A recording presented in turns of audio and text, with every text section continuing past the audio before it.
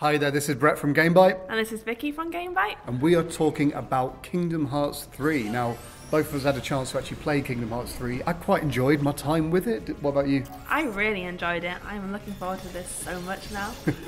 I think that's the thing, is like, Kingdom Hearts fans have been waiting, over 10 years now. I think it's like 13 years? Yeah, like, it's been a long time since 2 came out, and obviously since 2 came out, we've had the DS games, and then we've had other platforms like the Vita as well. We've got not Vita, PSP got it, and then we've obviously seen the remasters happening on PlayStation 3 and PlayStation 4. But this is a completely new game, and you can tell graphically it looks really impressive. It's I saw, obviously you haven't played 2.8 yet, have you? No, I haven't. But 2.8 sort of showed it's like, this is the game engine now, isn't it pretty? And it was pretty, but it was really short. Whereas with this, you got to see a lot more of the game, and there was just a lot going on a lot of the time. Yeah, like for me, they've done a really good job of sticking to like the interface and the visual style that we know and recognise, whilst kind of bringing it up to modern standards. Because I found that through when I was doing combat and stuff like that. When I was fighting enemies, hit these epic moments and stuff like that. Like you hit triangle, and all of a sudden you've got a special move going off with Donald Duck, or you've got a special move going off with Goofy, or depending on what level you're on, you're like spinning about in teacups. Yeah, there's so many different like battle combos now with different characters and different attractions, they call them. Like there was one point where you could summon like these teacups from the teacup rides, and I'm pretty sure there was one based on Thunder Mountain, which is like one of the roller coasters in Disneyland. Oh yeah, that was in the Titan Battle, I think, which is obviously yeah. So the demo, for those obviously that didn't get to play it, was split up into 2 parts. You had either a Titan battle, which was based obviously on the Titans from Hercules. In Olympus. Yeah. And then you've had the toy box level, which is very much showing off like Buzz, Woody, and all the Toy Story characters in a Toy Story world, and it was pretty cool. So I think like it makes sense to start talking about the Titan boss fight to begin with, because it is much a smaller sort of segment of the game. You sort of just were there, and it's like run up this wall. Yeah, the main focus of this level, in terms of showing us in the demo, was basically what a boss fight's going to be like in this game. Like, did you enjoy it? I thought it was interesting. I mean, it was very much Kingdom Heartsy in the way that you handled the boss fight. Because what it was this giant rock golem, and you had to start by attacking like the left foot, and then you moved on to the right foot, and then after that you could climb up to attack the head, and that's when you sort of start pulling off these special combos to kind of finish the deal. Because that was the thing, like one of the main things I think this part of the demo was there for, was to show you, it was like, you can run up walls now, and that was incorporated into the boss fight as well. When you obviously jumped up to the head, you were running up different parts, and it looked cool. You didn't really have to do much. You sort of hit forward on the stick and you were starting running up. But there was, I think I wanted a bit more from the wall running. I think I wanted full-on anime running, but of course. But instead you run, and then you either have to go, because as you're running up the mountain, you've got rocks falling from the sky. So you either have to dodge left or right, depending on where the rocks are. Yeah, like it's not free roam when you're running up the walls. It felt very much like those old school retro games where you've literally got up, left, right, and there was no like diagonal routes you could take. I think that was my main complaint. Like, it's not so much I'd be like, I'm never playing this game, but it's enough to be like, it's 2018, like diagonal wall running seems like it should be something that's easy enough. Maybe not easy enough, maybe that's not the right word, but it felt weird that I couldn't run diagonal. My thumb kept wanting me to push diagonal because it made sense, but instead I was running all the way to the right or all the way to the left instead. Yeah, it did feel kind of clunky, especially since I wasn't expecting it when I played it. It's not game breaking or anything like that. It's an interesting mechanic, but like, because when you move left and right, you move a set distance as well. You can't control how far you run, and it doesn't like throw you into like oncoming rocks or anything like that. They're sparse enough that doesn't happen, but it does feel kind of clunky to play. Yeah, and obviously it'll all come down to, is the Titan boss fight with this mechanic a one-off, or are they going to have lots of boss fights where you are taking on these giant enemies? And it's then that the wall running mechanic might become not an issue, but enough for you to have a tiny bit of enjoyment maybe from it. There was wall running in Toy Story in that level as well.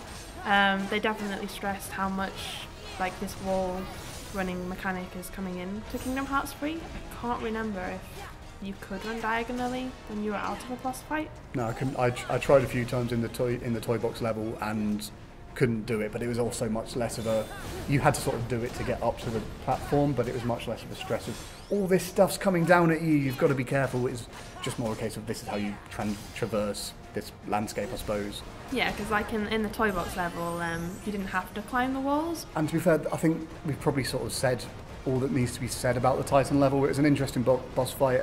As you said, you fight the feet, move up to the head, then you can summon the big train thing that performed a sort of interesting, different kind of attack, but there wasn't that much to it. I think it's more there to just show off the scale that the boss fights can be in Kingdom Hearts 3. I have to say the train attraction was really cool to watch though, because it was all like lit up in neon lights, and when you attacked it with the train, you'd like kind of set off all these fireworks, and visually it did look really cool. It was a fun mechanic to play, for sure. Yeah, definitely. But that was sort of all that level had. There was a tiny bit of normal combat as well as you were moving up the mountain, but for the most part, it was just focusing on the sheer scale of a boss fight. So, which is why the toy box level was probably more interesting. And I was really annoyed that I basically got dragged away right towards the end of my gameplay of it. I was doing well, and I'd got to what I was told was the last bit of it, but they just wouldn't let me stay. They was like, "No, your demo's over." I was like, "Aw." But it starts with a nice cutscene of Woody and Buzz and a few others from the Toy Story world. Yeah, like there's Ham there, there's Rex. I mean, I really enjoyed watching the cutscenes because despite the fact that it was a game, it was very well animated, and the voice acting was also on point. Like the characters sounded like you'd expect. They said dialogue choices you'd expect from those characters. It wasn't forced or anything. I mean, it was just really nostalgic in a way, like going back. It was a very lengthy cutscene at the start of the toy box thing. Sort of sets up that Sora and that lot are in this world, and it seems that in this universe, Sora is a character called Yasora, and it's basically a TV show that Rex loves. But you know, Rex loves TV, so it sort of plays up on that again. And Rex was great. Rex is one of my favourite Toy Story characters, and it was just fun seeing him just being an idiot again. Yeah, he kept calling Sora Yasora, despite how many times Sora was like, "No, my name is Sora." But like the big plot point in the toy box world is that Andy is missing, and a load of the other toys are also missing as well, which is obviously related to the presence of the Heartless. And that's the thing, like the Heartless are their normal self, just being annoying. It was during that level that I found if you attacked a certain Heartless running about, it sort of comes up with a little icon saying, attack this one, you get a special move. But that's where you got the teacup move I mentioned before. So I found that quite a cool way of strategizing my battles, where it's like I'd track down the one that would trigger that, and get that to do like bigger attacks.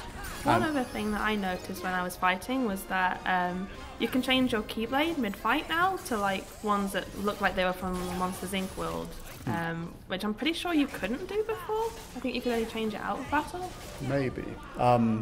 That I'm not 100% sure, but I noticed the Keyblade change. It made it so there was a nice variety to the battle, like because different Keyblades perform different levels of impact and stuff like that, and allowed different ways of attacking. So it does mean there's a much more customization to battles, which I don't recall there being as much of a level of this customization to your battles before.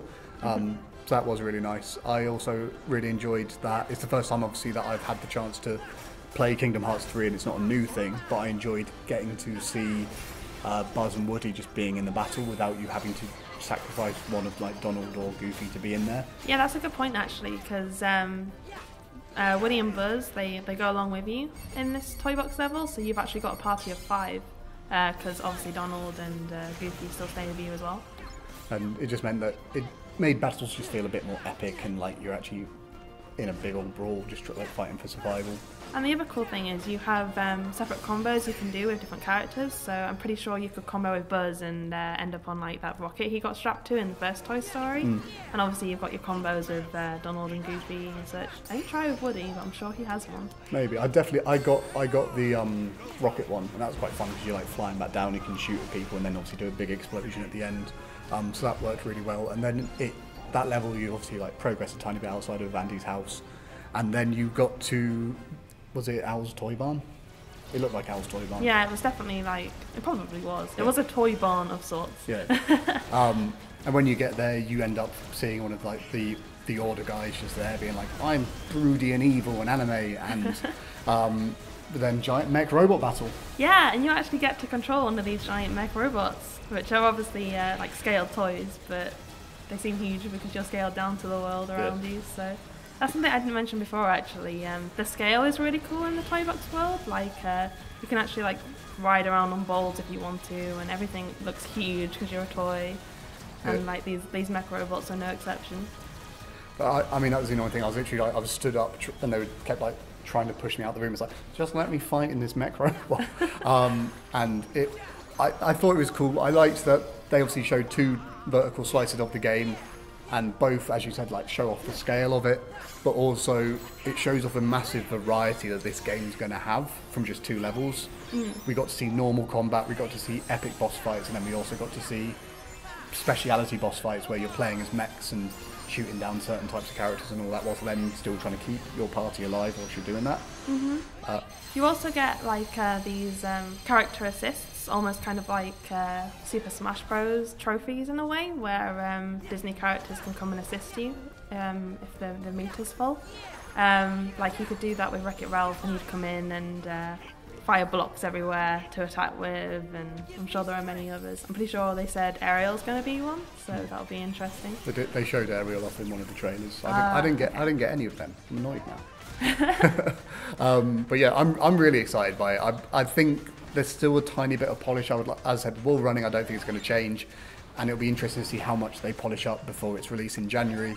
But I'm excited for it. It's going to be a big way to start 2019. Like, for sure. First month of 2019, here is the game you've been waiting for over 10 years. And it's playing really well. It looks lovely. It's the Kingdom Hearts 3 we've all wanted. It's not a Kingdom Hearts 2.4.9.1. This is Kingdom Hearts 3, and it feels as epic as you want it to feel. I'm sure it's not going to disappoint. Certainly not by what we've played anyway. Yeah. So. But yeah, if you've enjoyed this video, please make sure to like and subscribe. Tell your friends, share it about, and as always, turn on that notification button. But until next time, I've been Brett from GameByte. I've been Vicky from GameByte. And you have been wonderful. Goodbye. Bye.